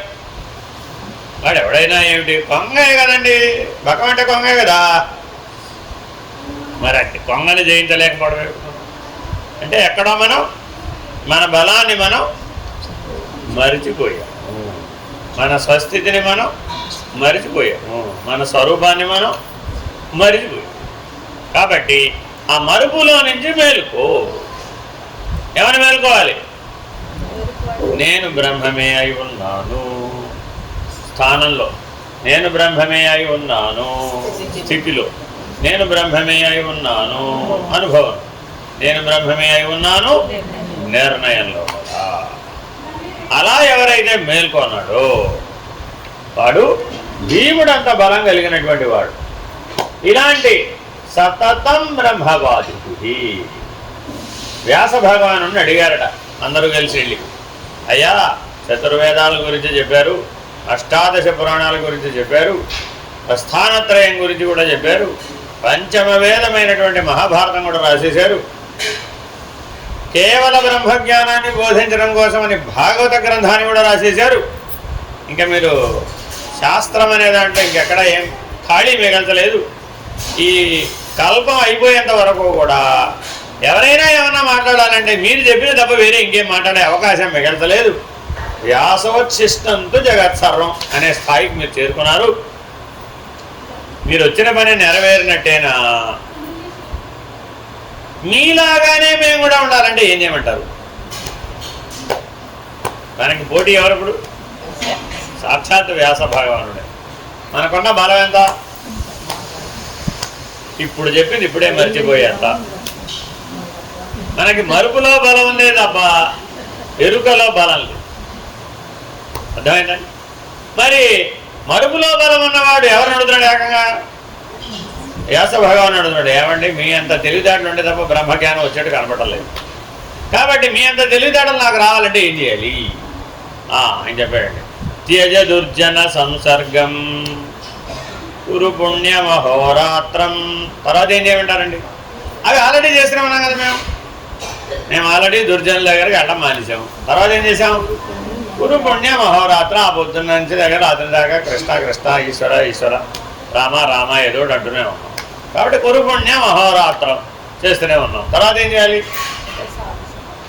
భజ సాధు సమాగమం. మా గురువుగారి దగ్గరికి వీలైనప్పుడల్లా వెళుతూనే ఉన్నాం. లేదంటే హలో అని ఆయన డిస్టర్బ్ చేస్తూనే ఉన్నాం. ఆయన మమ్మల్ని డిస్టర్బ్ చేస్తూనే ఉన్నాడు ఏదో రకంగా. మెసేజ్ పెడతాడు, ఏమైపోయారు మీరు అంటాడు. దానికోసం బుర్రంతా బదులుడు రాత్రంతా చదివి పగలంతా చదివి దానికి సమాధానం చెప్పేప్పటికి అప్పుడంతా మేము ఆయనతో ఉన్నట్టే కదా. భజ సాధు సమాగమం. తర్వాత ఆఖరి మాట స్మర నిత్యం అనిత్యత. ఏది స్మరించాలండి? ఏది నిత్యమో అదే స్మరించాలి. స్మర నిత్యం అనిత్యత. కాబట్టి నిత్యం ఏమిటి? ఇప్పుడు బ్రహ్మమే నిత్యం, ఇంకా అన్యం లేనే లేదు. అసలు అనిత్యం అని చెప్పడానికి లేనే లేదు. అందుకని ఏమంటున్నాడు? పరబ్రహ్మం అనేటటువంటి దృష్టితో చూస్తే జగత్తు వేరే, బ్రహ్మము వేరే, శరీరం వేరే, ఆత్మ వేరే, సృష్టి వేరే, ప్రకృతి వేరే, పురుషుడు వేరే. ఇన్ని వేరు వేరు వేరని చెప్పడానికి లేదయ్యా బాబు. అలా వేరు లేదని ధ్యానం చేయడమే ధ్యానం. ధ్యానం అంటే ఏంటండి? వేరే ఏమీ లేదు. ఏమన్నది మరి? మనంతా బ్రహ్మమే అనేటటువంటి ధ్యాసను నిలుపుకోవడమే ధ్యానం. అదానంతే చ మధ్యే చ జనో యస్మిన్న విద్యతే ఏనేదం సతతం వ్యాప్తం సదేశో విజన స్మృతః. ఇక దేశం అనే విషయాన్ని గురించి, విజన ప్రదేశమును గురించి, దేనికి ఆది అంతము మధ్య భాగం అనే ఏర్పాటు ఉండదో, దేని ఆది మధ్యాంతాలలో జనులు ఉండరో, దేని చేత ఈ జగత్తు నిరంతరము వ్యాప్తమై ఉన్నదో అటువంటి దేశాన్ని విజన ప్రదేశము, జనశూన్యమైన ప్రదేశము అంటారు.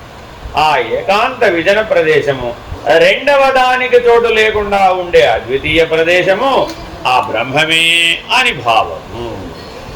ఎలాగైది? దేశం అనే లక్షణం గురించి చెప్తున్నాడు. ఎటువంటి దేశంలో ఉండాలట? విజనమైన దేశం. విజనం అంటే జనములు లేనటువంటిది. కాబట్టి కొండ గుహ ఒకటి ఉండాలి మనకి.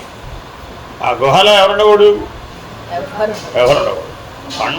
కొండ గుహలో ఉండకూడదా? కొండ చుట్టూతో కూడా ఉండకూడదు. ఆ దేశంలోనే ఎవడు ఉండకూడదు. ఒక దేశాన్ని వెతకాలయ్యా నువ్వు. ఆ దేశంలో జనులు ఎవ్వరు ఉండకూడదు. అటువంటి దేశంలో కనుక నువ్వు ఉన్నట్లయితే నీకు వెంటనే బ్రహ్మము గురించి తెలిసిపోతుంది. కాబట్టి ఇప్పుడు ఏం చేయాలి మనం?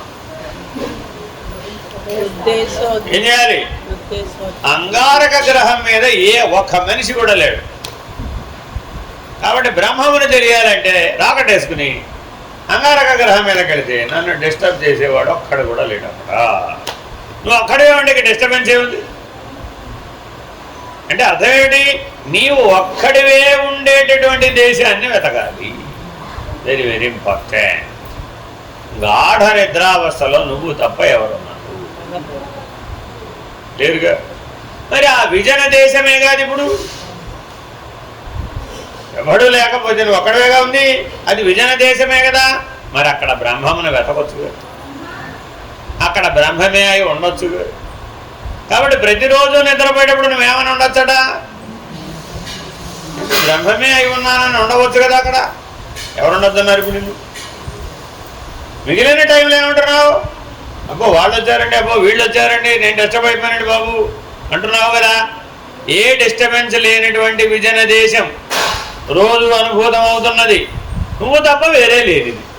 ఏకాంతమే తప్ప అన్యము లేదు. మరి అప్పుడెందుకు చేయడం లేదు బ్రహ్మాను చింతనం? అప్పుడెందుకు చేయడం లేదు బ్రహ్మాకార వృత్తి? అప్పుడెందుకు చేయడం లేదు? బ్రాహ్మీభూత స్థితిలో ఎందుకు ఉండడం లేదు? ఎందుకని? విజన దేశమే కావాలన్నావుగా. మళ్ళీ ఇప్పుడు ఎక్కడికో వెళ్ళడం ఎందుకు? శరీరాన్ని ఎక్కడికో పెట్టుకెళ్ళక్కర్లా. అర్థమేనండి? కాబట్టి చాలా జాగ్రత్తగా నీలోనే ఆలోచనకు మధ్యలో రెప్పపాటుకు మధ్యలో. ఏమిటండి ఇది అంటే అర్థమేంటి? అలాగే చూస్తున్నాడండి. ఏమైపోయింది? కళ్ళు ఎదురకుండా ఏమి లేదు. కళ్ళు ఎదురకుండా ఏమైనా ఉంటేనే కదా నువ్వు డిస్టర్బ్ అయ్యేది. కళ్ళు తెరిచే ఉన్నాడండి, అసలు ముయ్యేలేదు. మరి ఇప్పుడు కళ్ళు ఎదురకుండా ప్రపంచం కానీ మనుషులు కానీ ఎవరైనా ఉన్నారా? లేడు, వాడు ఒక్కడే ఉన్నాడు. మరి ఇప్పుడు అది విజన దేశమే కదా కాదా? అది తప్ప వేరేదేమీ లేకపోతే అప్పుడు అది విజన దేశమే. ఇప్పుడు దానికోసం ప్రత్యేకంగా నిద్రపోవడం ఎందుకు? నిద్రలో బ్రహ్మమును వెతికే పనిలో మెలకువలో ధ్యానం చేస్తూ నిద్రపోవడం మొదలుపెట్టు. ఎందుకని నిద్రపోతేనే కదా బ్రహ్మం విజన దేశం వచ్చేది.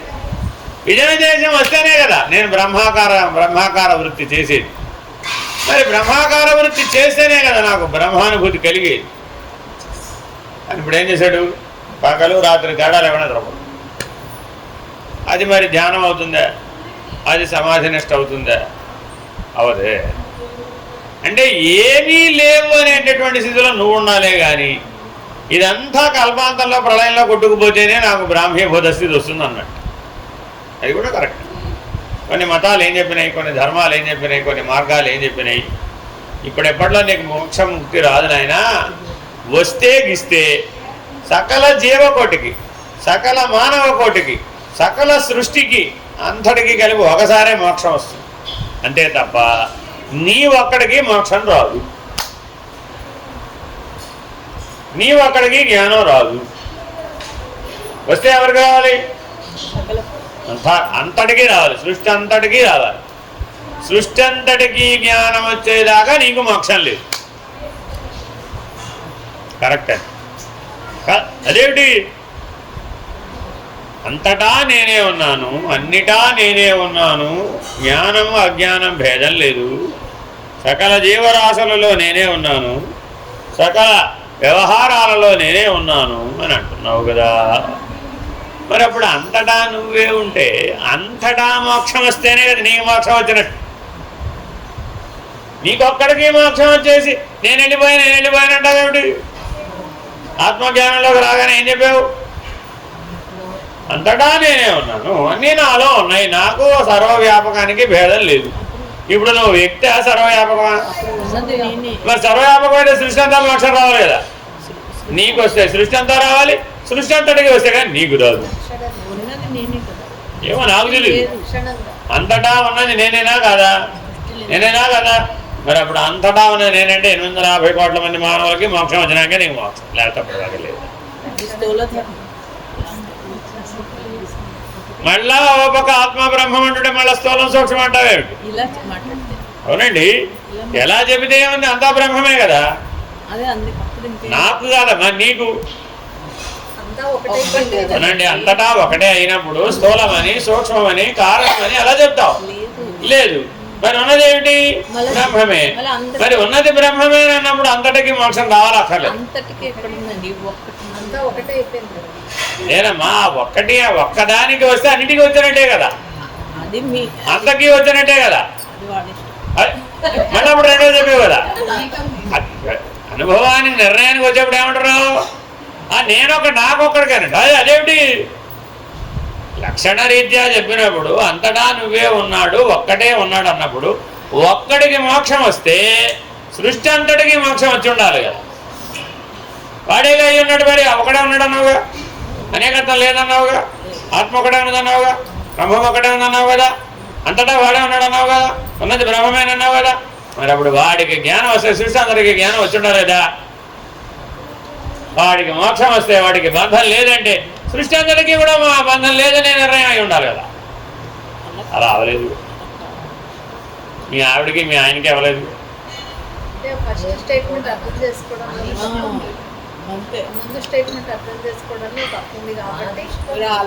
నాకు తెలియదు. ఇప్పుడు ఏది రాంగంటావు? అంతటా బ్రహ్మం ఉన్నది అన్న స్టేట్మెంట్ తప్పంటావా? అది కాదు. నేను బ్రహ్మమే అయి ఉన్నాను అన్నది తప్పంటావు. మరి అది కరెక్టే. ఈ రెండూ కరెక్టే. ఇదే మరి నీకెలా బంధం లేదు? సృష్టికి కూడా బంధం లేదు కదమ్మా. నీవెట్లా అనిర్వచనీయమో సృష్టి కూడా అనిర్వచనీయమే కదా. నీవెట్లా యథా అదేంటి అప్రాప్య మనసా సహా వాక్కు మనసు ద్వారా నువ్వు తెలియబడదో బ్రహ్మము, అలాగే ఈ సృష్టి కూడా వాక్కు మనసు ద్వారా తెలియబడదు కదా. ఉన్నది నిశ్శబ్దమే అని బ్రహ్మము తేల్చేస్తే మరి అట్టి నిశ్శబ్దము అంతటా ఉన్న నిశ్శబ్దమే కనుక అయితే శబ్ద నిశ్శబ్దములనే భేదమే లేదు కదా.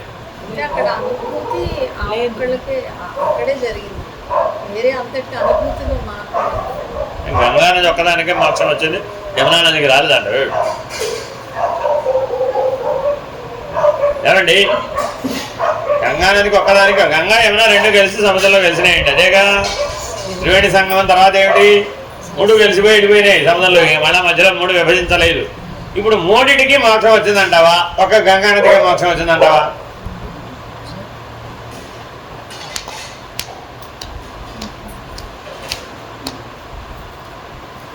ఏమిటో జ్ఞానం అంటారండి. అది తిరిగి అడిగితే మళ్ళా చెప్పరు నా తప్ప.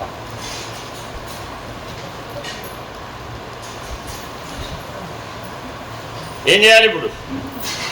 అందుకే చెప్తున్నాడు ఇలాంటి మిడిమిడి జ్ఞానంతో ఇది తేలదు. ఇదేమన్నారండి ఇప్పుడు దీన్ని? మిడిమిడి జ్ఞానం. ఆ చివర కాదు ఈ చివర కాదు, వీటి మధ్యలో ఉందన్నమాట. తెలీదా? బాగా తెలుసా? తెలియదు. అంటే తిరిగి ప్రశ్నిస్తే సమాధానం చెప్పేటంత తెలివి లేదు. ఎవరైనా వినేవాళ్ళు ఉంటే మాత్రం కాల్పాంతం దాకా చెప్పే తెలివి. వినేవాళ్ళు ఉంటే ఇంపార్టెంట్, వినేవాళ్ళు ఉండాలి ముందు అక్కడ. అందుకని ఈ మాట అంటున్నాడండి. కాబట్టి నాయన దేశము కాలము కలన అనే మూడు లేవు బ్రహ్మమునందు. ఏం లేవండి? దేశము కాలము కలన అనే మూడు లేవు నాయన. అన్నింటినీ నువ్వు అన్ని నిర్వచనాలు దేని బట్టి రాసావు? ఆ దేశ కాల కలనల చేత రాసావు. ఆ ప్రమాణాన్ని, దేశం అనే ప్రమాణాన్ని, కాలం అనే ప్రమాణాన్ని, కలన అనేటటువంటి ప్రమాణాన్ని ఆధారంగా పెట్టుకుని సృష్టి అంతటికి సంబంధించిన ప్రమాణాలన్నీ రాసేసావు. అలాగే సృష్టి వ్యవహారాన్ని నిర్వచించావు, సృష్టిని అనుభవిస్తున్నావు, సృష్టిని సాక్షిగా గమని. సాక్ష్యం చెప్పాలన్నా కూడా ఒక ప్రమాణం. ప్రమ అంటే జ్ఞానం. ఇదే జ్ఞానం. ఇది శబ్దం అని చెప్పాలంటే అదొక జ్ఞానం. ఇది నాదం అని చెప్పాలంటే దానికో జ్ఞానం. ఇది లయం అని చెప్పాలంటే దానికో జ్ఞానం. దాని తర్వాత నిశ్శబ్దం అని చెప్పడానికి కూడా దానికో జ్ఞానం. తత్సాక్షి అయిపోయింది. దేశము కాలము కలన ఎగిరిపోయినాయి. ఎగిరిపోతే తప్ప సాక్షిని నిర్ణయించడానికి వీలు కాదు. Very very important. దేశ కాల కలనములు లేనిదేదో అది ఏ సాక్షి. కలనాత్ సర్వభూతానాం బ్రహ్మాదీనాం నిమేషతః కాలశబ్దేన నిర్దిష్టో హ్యఖండానంద అద్వయః. ఆ పరబ్రహ్మమును కాలమని కూడా అంటారు. ఎందుచేత బ్రహ్మ మొదలుగా గల సమస్త భూతాలను ఒక్క క్షణంలో సృష్టించగలిగినందున కలనాత్. రెప్పపాటులో సకల సృష్టిని సృష్టించడమే కలన. మరి రెప్పపాటులో సృష్టించిన వాడు రెప్పపాటులో లయం చేయడంటారా? ఆ రెప్పపాటులో కూడా లయం చేయాలి, అది కూడా కలనలో భాగమే. మరి అఖండానంద స్వరూపుడైన ఆ పరమాత్మ కాలం అనే శబ్దంతో పిలువబడు. పరమాత్మ తన మనసులో అనుకోవడమే ఈ ప్రపంచ సృష్టి జరగడం అంటే. మనం మన మనసులో తలుచుకోగానే స్వప్నం సాక్షాత్కరించినట్లు అట్లాగే స్థితి లయాలు కూడాను. ఈ కాలం అనేదే పై 15 అంశాలలో 6వది. అన్నింటికీ కొత్త నిర్వచనాలు ఇవ్వటం ఆత్మపరంగా గమనించదగిన విషయం. ఇవన్నీ జీవుడు పరంగా విడుగున్నారు, శరీరం పరంగా విడుగున్నారు. నిర్వచనాలన్నీ తిప్పి రాస్తున్నారు. మళ్ళీ ఇప్పుడు నిధిధ్యాసనం అంటే మార్చేశారు, దానికి సంబంధించిన 15 అంగాల గురించి మార్చేశారు, యమనియమాలు మార్చేశారు. దేశము కాలము కలన, నువ్వు అనుకునే దేశం కాలం కలన కాదట. అర్థమైందండి?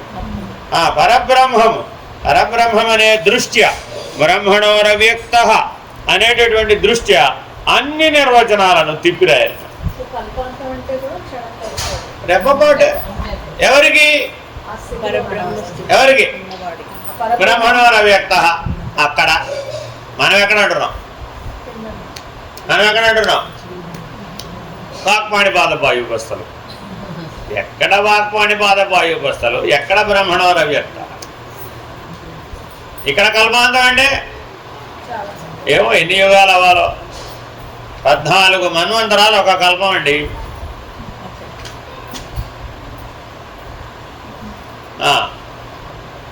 దాన్ని బట్టి లెక్కేసుకోవాలి. ఇంకా మనం 7 అయినాయి, ఇంకా 7 మన్వంతరాలు ఉన్నాయండి. ఇంకా కల్పాంతం అవ్వాలని ఇంకా 7 మన్వంతరాలు, సగమే అయినట్టు ఇప్పటికి. కాబట్టి ప్రతి దానిని ఇప్పటి వరకు నువ్వు అజ్ఞానంతో, అవిద్యతో, భ్రాంతితో, మిథ్యాత్వంతో, జీవత్వంతో, త్వంపదంతో నిర్వచనం చేసిన సమస్తాన్ని తత్పదమనే దృష్టితో పునర్నిర్వచించాలి. అలా పూర్తిగా పరిణామం వచ్చేదాకా నువ్వు అక్కడే ఉంటావు, ఎక్కడికి పో.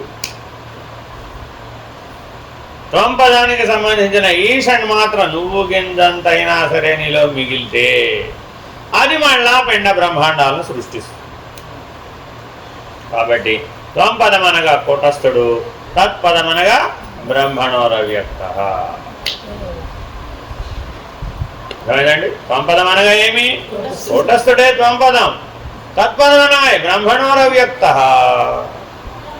కాబట్టి కూటస్థ స్థితి నుంచి బ్రహ్మణోరవ్యక్త అనేటటువంటి మార్పుని స్వీకరించి నిశ్శబ్దంగా, మౌనంగా, యమనియమాలతో, దేశకాలములతో, దేశకాల కలనలు లేనటువంటి సాక్షిగా నీవు నిలబడినప్పుడు మాత్రమే కొత్త నిర్వచనాలు ఏర్పడతాయి నీకు. అప్పుడు వచ్చి నిన్ను అడిగారు, ఏమండి ఏ దృష్టితో అని. ఏం చెప్పాడు ఇప్పుడు? ఏ దృష్టితో? ఎలా అంటే ఏం చెప్పాడు? ఉపన్యాసం చెప్పాడు. అర్థమైందండి? కాబట్టి దృశ్యం నశ్యం ఎప్పుడు? ఆ పైనుంచి బ్రహ్మణోరవ్యక్త. బ్రహ్మము దృష్ట్యా చూస్తే అవ్యక్తము లేనిదే, అవ్యక్తం దృశ్యం. అర్థమైందండి? అవ్యక్తాన్ని దృశ్యం అనగలిగే స్థాయిలో మన జ్ఞానం ఉండాలి. ఇప్పుడు మనం ఎక్కడ దృశ్యం ఉంటున్నామండి? ఇప్పుడు మన లెవెల్లో దృశ్యం అంటే ఏమిటి? ఏదో కళ్ళ ముందు కనపడేది అదే. అదంతా ఇక్కడ పిండాండ బ్రహ్మాండాలు లేవు ఇక్కడ. ఇగో సూట్ కేసు సత్యం. ఈ సూట్ కేసు రోజులు విఐపి సూట్ కేసు అయితే బాగుండేది. ఇప్పుడు తెలివి లేదా? అర్థమైందండి? సమీరా రెండు గ్లాసులు నీళ్లు పట్టుకొస్తుంది. ఏంటమ్మా అంటే టెంకాయ నీళ్ళు. అది ఇది ఒకటే. అది పచ్చి టెంకాయలో నీళ్ళు, ఇది పండు టెంకాయలో నీళ్ళు. పచ్చి టెంకాయ, పండు టెంకాయ నాకు మొదటి రోజు అర్థం కాల. ఏమిటమ్మా ఇంతకంటే కొబ్బరికాయ కొడితే పండు టెంకాయ, కొబ్బరి బోండంలో అయితే పచ్చి టెంకాయ. ఆహా, ఏం నిర్వచనం! అద్భుతమైన నిర్వచనం ఇది. బాగుందా లేదా? కరెక్టే కదా. పేరేం పెడితే ఏముంది అక్కడ? విషయం తెలుసుకోవడానికే కదా. 2 నీళ్ళు ఒకటే కదమ్మంటే 2 నీళ్ళు ఒకటి కాదు స్వామి. ఏం తెలుసు నీకు? పచ్చి టెంకాయలో నీళ్ళు వగరగా ఉంటాయి, పండు టెంకాయలో నీళ్ళు తీయగా ఉంటాయి. ప్రశ్న, 2 ఒకటేనంటావేమి?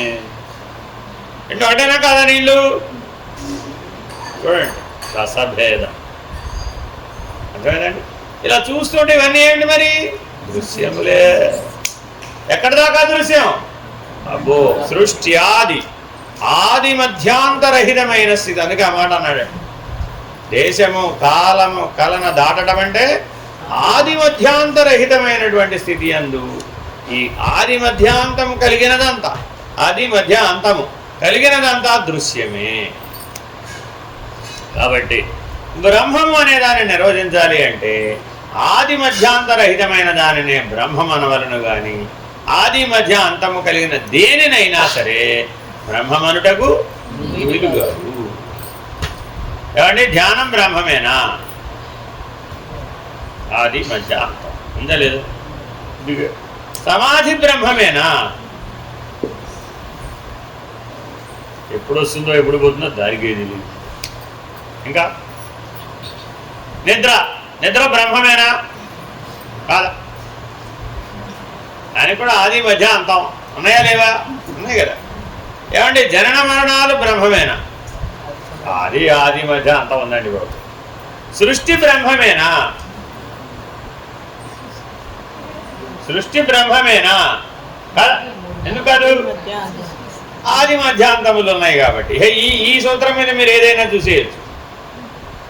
అదేనండి. కాబట్టి బ్రహ్మమును నిర్వచించాలంటే ఏం చేయాలి? ఆది మధ్యాంతములు లేనిదేదో అదే బ్రహ్మము. Very very important.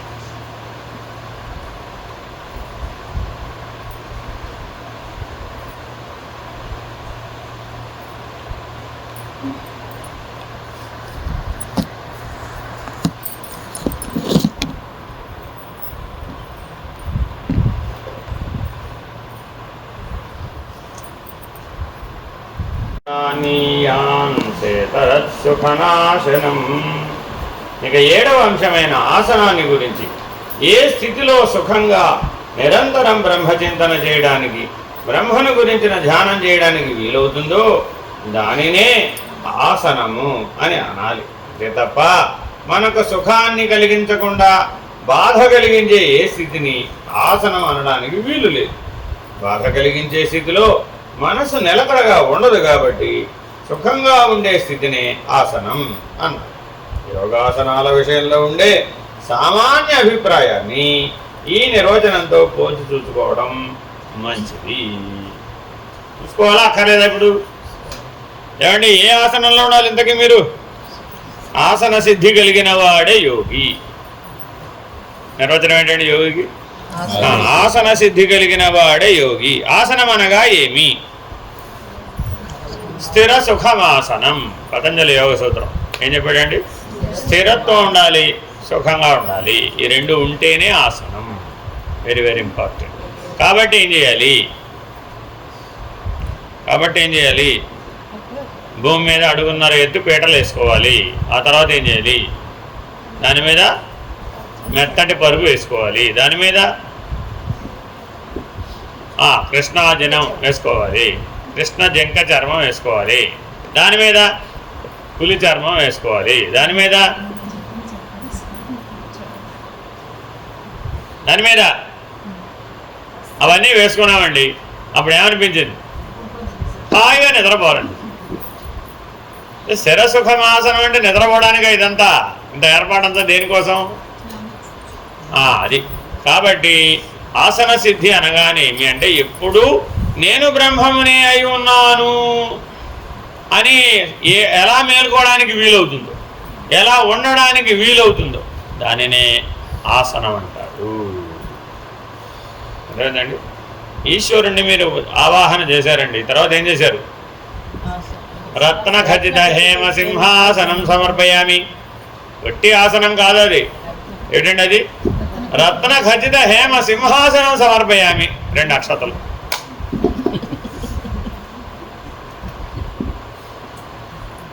సింహాసనార్థం అక్షతాన్ని సమర్పయామి. అన్నిటికీ అక్షతలే పరమాత్మకు పాపం అని చెప్పి. నిత్య పూజ అంటే ఏమిటయ్యా అంటే అన్నిటికీ వస్త్రార్థం అక్షతాన్ని సమర్పయామి. ఏమిటండి ఏ పూజ అది? అన్నిటికీ అక్షతలేనా? పుష్పై పూజయామి. పక్కన పుష్పాలు లేవు స్వామి, అక్షతై పూజయామి. ఏముంటే అవే దేవుడికి పాపం. అర్థమైందండి? అలా ఎలాగా అంటే అక్కడ ఏదో చెప్తున్నాడండి. రహస్యం ఏమి ఊరికే చెప్పలేదు. అదంతా ధర్మ మార్గంలో ఏం చెప్పినా కూడా ఏం చెప్పినట్టు ఏదో దాని వెనక రహస్యాన్ని మనకి సూచిస్తున్నాడు అన్నమాట. ఇక్కడ కాదురా బాబు, ఎక్కడో అక్కడెక్కడో చేయవలసిన చోట చెయ్యాలి. కాబట్టి రత్న ఖచ్చిత హేమసింహాసనం అంటే అర్జెంట్గా అదంతా తీసుకురమ్మని కాదు. అది అలాంటి ఉన్నతమైన స్థానం, ఉన్నతమైన ఆసనం ఇవ్వాలి అని అర్థం. అంటే నీలో ఉన్నతమైన స్థానం ఏది? నీలో ఉన్నతమైన స్థానం ఏది? ఉన్నతమైన స్థానం ఏది? నీలో ఉన్నతమైన స్థానం ఏది? ఏదో ఎక్కడ పెట్టాలో మరి ఇప్పుడు స్థానం చెప్పాలంటే చూడండి ఎంత కష్టమో. నీలో ఉన్నతమైన స్థానం ఏది? హృదయం.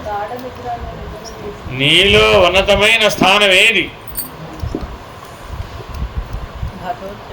ఏ స్థానంలో ఉంటే నేను బ్రహ్మమే అయి ఉన్నానని నాకు స్ఫురిస్తుందో అది నాకు ఉన్నతమైన స్థానం.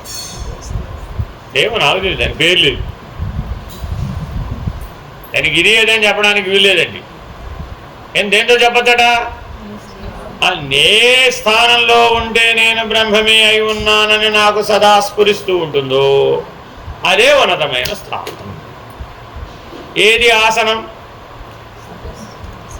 ఏ ఆసనంలో కూర్చుంటే నేను బ్రహ్మమే అయి ఉన్నానని నాకు సదా స్ఫురిస్తూ ఉంటుందో అదే ఉన్నతమైన ఆసనం, అదే స్థిరమైన ఆసనం, అదే సుఖమైన ఆసనం. సిద్ధం యత్ సర్వభూతాది విశ్వాధిష్టానమవ్యయం యస్మిన్ సిద్ధా సమావిష్టాస్తద్వై సిద్ధాసనం విదుః. ఏది సమస్త భూతాలకు ఆది కారణమైనదో, ఏది ఈ విశ్వానికి అంతకు శాశ్వతమైనట్టి అవ్యయమైనట్టి ఆశ్రయమై ఉన్నదో, దేని యందు సిద్ధజనులు యోగులు పూర్తిగా లీనమై ఉంటారో అట్టి వానినే సిద్ధాసనం అని అంటారు. సిద్ధాసనం అనేది యోగాసనాలలోనిది కాకుండా ఇక్కడ పరబ్రహ్మమునే సిద్ధాసనముగా చెబుతున్నారు. అంటే ఆత్మస్థితిలో ఉండడం అన్నమాట. కాబట్టి ఎక్కడుండాలండి? ఎక్కడుండాలండి? ఎక్కడుండాలండి?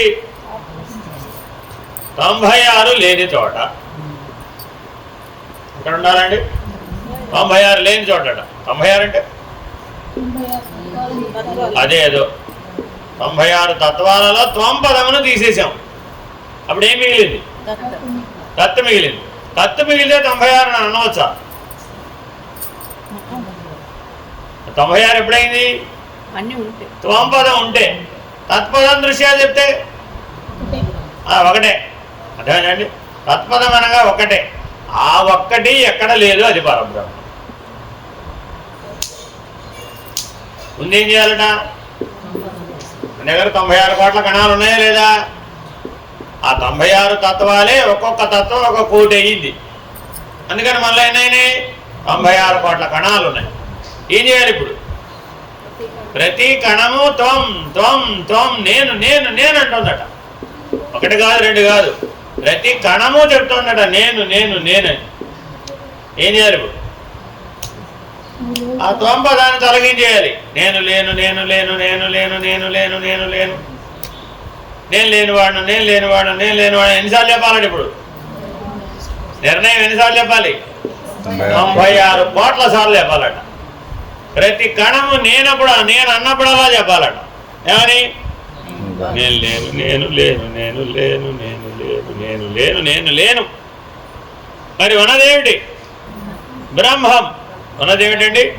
బ్రహ్మము. అదేమిటి? ఒక్కటి. ఉన్నది బ్రహ్మం అనేది ఏంటి? ఒక్కటి. ముందు అక్కడ దాకా రావాలట. అక్కడ దాకా వచ్చిన తర్వాత ఏం చేయాలి? ఆ ఒక్కటి కూడా లేనిదే పరమే సిద్ధ వస్తువు. ఆ పరమునకు ఒక పేరుంది, అదేమిటి? సిద్ధ వస్తువు. అక్కడ కూర్చోవడమే సిద్ధాసనం. అదేనండి, ఆ ఆసనం పేరేంటి? సిద్ధాసనం. సిద్ధాసనం అంటే యోగశాస్త్రంలో కూడా ఒకటి ఉంది.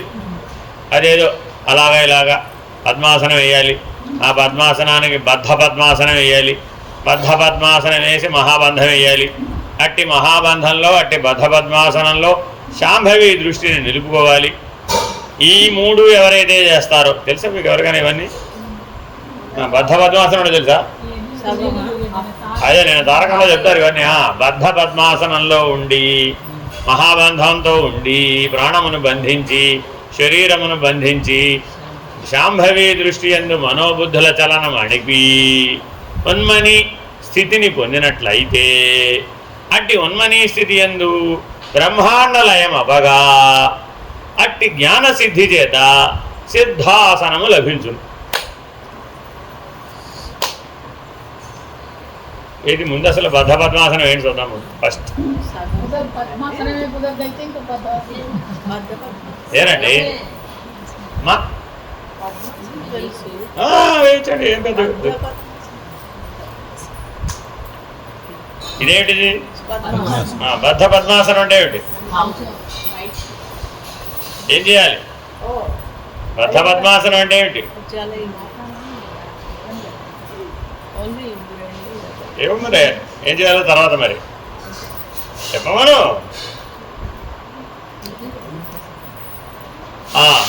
ఈ 2 స్థానాలలో చేతులు జోర్చాలండి.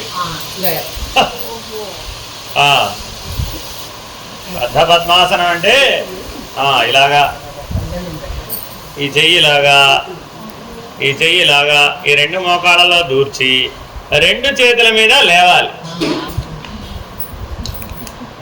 అర్థమైందండి? ఏం చేయాలి? ఈ మొత్తం శరీరం 2 చేతుల మీద ఉంటుందండి. ఇలా గాల్లో ఉంటుంది అన్నమాట శరీరం. దీన్ని బద్ధ పద్మాసనం అంటారు. ఇలా ఉండగా మహాబంధం వేయాలట.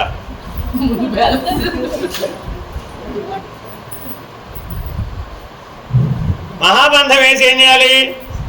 శాంభవి దృష్టిని కలిగి ఉండాలి. అలాగా శరీర ప్రాణ మనోబుద్ధుల చలనం ఉడిగించాలట. ఇక శాశ్వతంగా కదలవిగా అవి. అలా ఉడిగిస్తే ఉన్మని ప్రాప్తిస్తుందట సంవత్సర కాలానికి.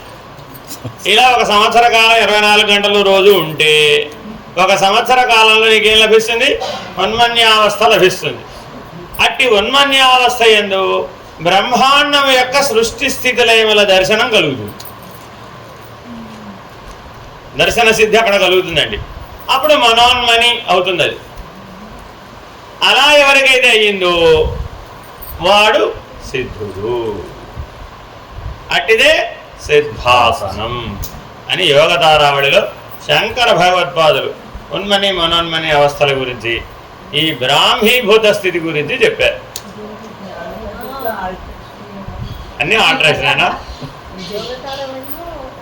ఉన్నది బ్రహ్మజ్ఞానమేనమ్మా. అయ్యో యోగతారావళంతా బ్రహ్మజ్ఞానమే. అర్థమైందండి? ఇలా ఎప్పుడైతే మీరు ఉండగలుగుతారో, అర్థమైందండి, అప్పటిక మీకు ఏం ఆసనం ఇది? సిద్ధాసనం. అసలు మీ జోలికి మృత్యువు కాదు కదా, మృత్యుంజయుడు కూడా రాలేడు. అది ఆ సిద్ధస్థితి యొక్క ప్రభావం.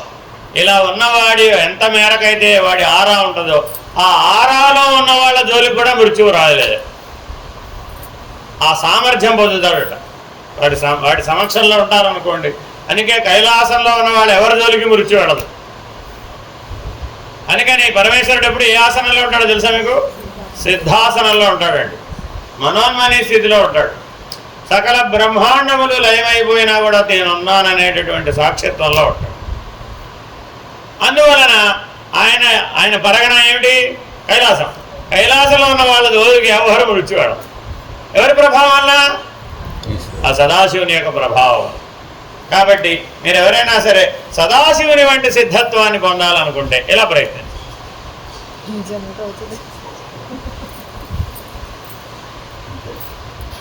అమ్మయ్య యన్మూలం సర్వభూతానాం యన్మాలం చిత్తబంధనం మూలబంధ సదా సేవ్యో యోగో సౌరాజ యోగినాం. ఇదేనమ్మా సవరింపు. ఏ ఆత్మ సమస్త భూతాలకు మూలమైనదో, ఏ ఆత్మ ఆశ్రయించినందువల్ల చిత్తం స్థిరంగా ఉంటుందో అటువంటి భూత మూలము చిత్తబంధము అయిన ఆత్మను ఎల్లప్పుడూ సేవించడాన్నే మూలబంధము అంటారు. ఇదే రాజయోగుల యొక్క యోగము. ఏమో నాకు తెలియదు, ఎక్కడ పెడతావు అది. ఇప్పుడు మీ చిత్తం ఎక్కడ ఉన్నట? మూలబంధ స్థానంలో ఉన్నట.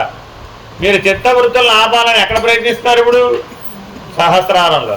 ఎలా కుదురుద్ది? దాని స్థానమేమో మూలబంధం. మీరు ప్రయత్నం చేసేదేమో సహస్రారంలో. ఎలా వీలవుతుంది?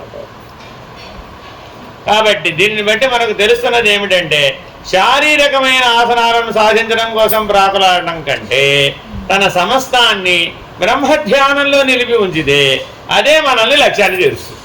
ఇది బాగా ఈజీగా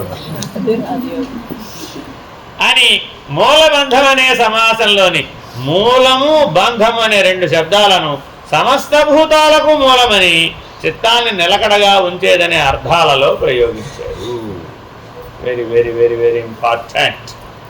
నేను కేవలం జ్ఞాన మార్గం అండి, నేను కేవలం రాజయోగం అండి అన్నవారందరూ నీ యొక్క మనస్సు యొక్క బుద్ధి యొక్క ప్రజ్ఞ యొక్క ప్రభావం చేత సర్వులను యొక్క చిత్తాన్ని నిరోధించగలిగేటంత సామర్థ్యం కనుక నీకున్నట్లయితే, నీ సమక్షంలో ఉన్నప్పుడు అందరి మనసు ఆగిపోయి ఉండాలట. నీ సమక్షంలో ఉన్నప్పుడు అందరి చిత్తములు నిరోధించబడి ఉండాలట. నీ సమక్షంలో ఉన్నప్పుడు అందరూ ఆత్మస్థితిలోనే ఉండాలట. నీ సమక్షంలో ఉన్నప్పుడు అందరూ బ్రాహ్మీభూత స్థితిలోనే ఉండాలి. అలా ఉంచగలిగేటంత సామర్థ్యం నీ జ్ఞాన బలంలో కనుక ఉన్నట్లయితే జ్ఞాన మార్గంలోనే ప్రయాణం చేయవచ్చు. కాబట్టి ప్రజ్ఞ యొక్క బలాన్ని విస్తృతిని ఎంత పెంచాలి? నేను ప్రకాశమే, ఎవరు కాదన్నారు? ఆ ప్రకాశ బలాన్ని సామర్థ్యాన్ని ఎంత పెంచాలట? నీ సన్నిధానంలోకి నీ ఆరాలోకి ఎంతమంది వచ్చి కూర్చుంటే అంతమంది మీద నువ్వు ప్రభావితమై వాళ్ళందరినీ ఎక్కడికి పెంచాలి? ఆలోచనారహిత స్థితి, వృత్తిశూన్య స్థితి, ఆత్మానుభవ స్థితి, బ్రాహ్మీభూత స్థితి. అలా నీ యొక్క ప్రజ్ఞా ప్రకాశం చేత ప్రభావితమై వారిని పెంచగలిగి పరిణామం చెందించగలిగేటంత జ్ఞానబలం, ప్రకాశబలం, ఆత్మబలం మనలో ఉన్నట్లయితే దానినే మూలబంధం అందరు. మూలము బంధము. మూలబంధం అంటే అర్థం ఇక్కడెక్కడో ఇప్పుడు వేసే ఆవిడ చెప్పే ప్రాణబంధం కాదు. అది ప్రాణాన్ని ఆపడానికి వేసేది, అది లాభంలా. అది ఊరికే టెంపరీ. ఎంతసేపు ఉంటావు అట్టగా అట్లా ఉండలేదు.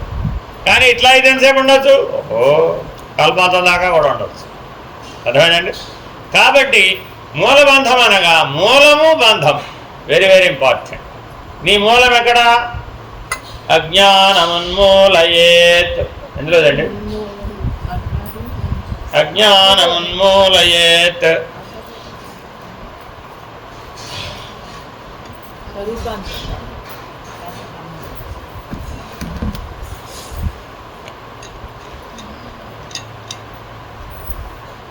అరుణాచల పంచరత్నం.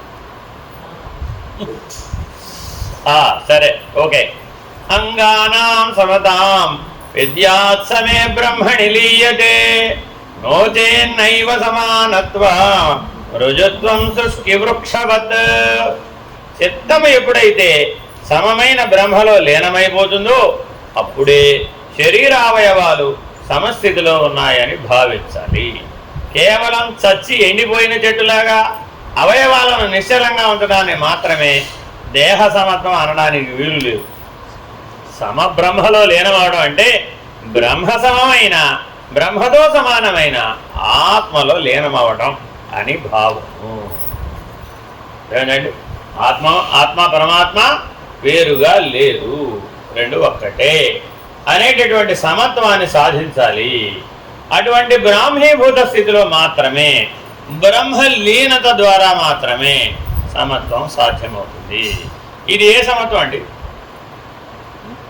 సమత్వం యోగంలో కూడా చెప్తాం. సమత్వం యోగముచ్యతే. ఏ సమత్వం అక్కడ?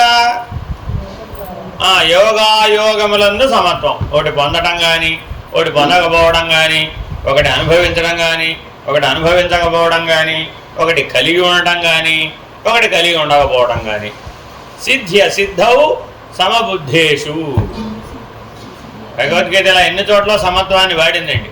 సిద్ధి అసిద్ధులందు సమత్వమును కలిగి ఉండాలి, శీతోష్ణములందు సమత్వమును కలిగి ఉండాలి, ఆగమో బాయినో రాకడా పోకడా కలిగిన అన్నిటి యందు సమత్వం ఉండాలి. జనన మరణములు కూడా రాకడా పోకడానే, సృష్టి స్థితి లయములు కూడా రాకడా పోకడా. ఇప్పుడు సమత్వం ఎక్కడ ఉండాలంటారు? ఏ స్థానం నుంచి చూస్తున్నావు? ఏ స్థితి నుంచి చూస్తున్నావు? ఏ అనుభవం నుంచి చూస్తున్నావు? ఏ నిర్ణయంతో చూస్తున్నావు? నేను బ్రహ్మమే అయి ఉన్నాను. ఏ స్థానం నుంచి చూస్తున్నావు? నేను బ్రహ్మమే అయి ఉన్నాను. ఏ స్థితితో చూస్తున్నావు? నేను బ్రహ్మమే అయి ఉన్నాను. ఏ అనుభవంతో చూస్తున్నావు? నేను బ్రహ్మమే అయి ఉన్నాను. ఏ నిర్ణయంతో చూస్తున్నావు? అటువంటి దాన్ని ఏమన్నారు? బ్రహ్మలీనత. దీన్ని సమదృష్టి. దీన్ని ఏమన్నారంటే ఈ దృష్టిని సమదృష్టి. ఏ మార్గంలో? జ్ఞాన మార్గం. మర్చిపోకూడదండి, మాటిమాటికి అన్నీ తిరిగి రాస్తామని చెప్తున్నాం, నిర్వచనాలన్నీ తిప్పి రాస్తాం. అర్థమైందండి? ఏది మా ఇక్కడ ఉందా? సాధన చతుష్టయ సంపద అంటే ఏమిటి? ఇప్పుడు నేను బ్రహ్మమే అయి ఉన్నాను నిత్యం. అనిత్యం లేదుగా, అనిత్యం అనేది లేదుగా, అంతే. ఎందుకని? ఉన్నదంతా బ్రహ్మమే. జగత్తని, ప్రపంచమని, శరీరమని, జీవుడని, పరిణామమని ఏం లేవు. అట్లా ఇలా జాగ్రత్తగా అన్నింటినీ తిప్పిరాయాలండి. శమం అనగా ఏమి? శమం అనగా ఏమి? నేను బ్రహ్మమే అయి ఉన్నానని సర్వేంద్రియములను, సర్వసృష్టిని సర్వసాక్షి యందు లీనము చేసి నిలుపుటయే శమం, ఇంద్రియ నిగ్రహం అని చెప్పేశాం. పాఠం మర్చిపోయాడు. సరే, ఇంకొకటి చెప్తే వాటికి దృష్టి ఇదేనండి. మీ అందరికీ బాగా తెలిసినటువంటి సూత్రం ఇదే. అందరూ ఇదే అపరోక్షానుభూతి అనగానే ఈ ఒక్క సూత్రాన్నే గుర్తుపెట్టు. ఇదే ప్రాణప్రదమైనటువంటిది. దృష్టిం జ్ఞానమయం కృత్వా పశ్యేద్ బ్రహ్మమయం జగత్ సాదృష్టి పరమోదార నాసాగ్ర అవలోకిని. నాసాగ్ర అవలోకిని. Very very important. అర్థమైందండి? ఈ ఒక్క సూత్రాన్ని గుర్తుపెట్టుకున్నా మీకు పరబ్రహ్మం అనే నిర్ణయం కలుగుతుంది. ఏమిటది? దృష్టిం జ్ఞానమయం కృత్వా పశ్యేద్ బ్రహ్మమయం జగత్. ఏమండి, పుట్టింది మొదలు పోయే వరకు ఏం చేయమంటారండి? ఆ దృష్టిం జ్ఞానమయం కృత్వా. కృత్వా వెరీ వెరీ ఇంపార్టెంట్. నీవు తప్పక చెయ్యాలి. నీ దృష్టిని జ్ఞాన దృష్టిగా మార్చుకోవాలి. పరబ్రహ్మం అనేటటువంటి దృష్టితో చూడడం నేర్చుకోవాలి. అభ్యాసం చెయ్యాలి. దృష్టిని జ్ఞానమయమైన దానిగా చేసి ప్రపంచాన్నంతను బ్రహ్మమయంగా చూడాలి. దృష్టి అంటే అటువంటిదే దృష్టి. అటువంటి దృష్టిని నిజమైనట్టి, ఉత్కృష్టమైనట్టి నేత్ర దృష్టి అన్నారు. అంతేగాని కేవలము నాసాగ్రాన్ని, ముక్కు చివరి భాగాన్ని చూడడం మాత్రమే దృష్టి అని అనిపించుకోదు. పతంజలి యోగ సూత్రాలు ఏం చెప్పాడు? భూచరి. భూచరి అంటే ఏంటి? నాసాగ్రావలోకనం. అది దీన్ని మాత్రమే దృష్టి అనుకోకూడదట. అది ఎక్కడ దృష్టి? 1వ క్లాస్. ఎందుకంటే ఇది 100వ క్లాసు. కేవలం నాసాగ్రాన్ని, ముక్కు చివరి భాగాన్ని చూడడం మాత్రమే దృష్టి అనిపించుకోదు. సమస్తాన్ని బ్రహ్మమయంగా చూచేవానికి దృష్టికి ఎక్కువలు తక్కువలు ఉండవు. విశ్వవ్యాప్తమైన పరబ్రహ్మములోనే సమస్తము లీనమైపోయి ఉన్నందున ఆ విధమైనట్టి దృష్టిని జ్ఞానమయమైన దృష్టి అన్నారు. కేవలం ముక్కు చివరి భాగాన్ని మాత్రమే తదేకంగా చూడడం వల్ల నేత్రపీడ తప్ప ప్రయోజనం లేదని భావం.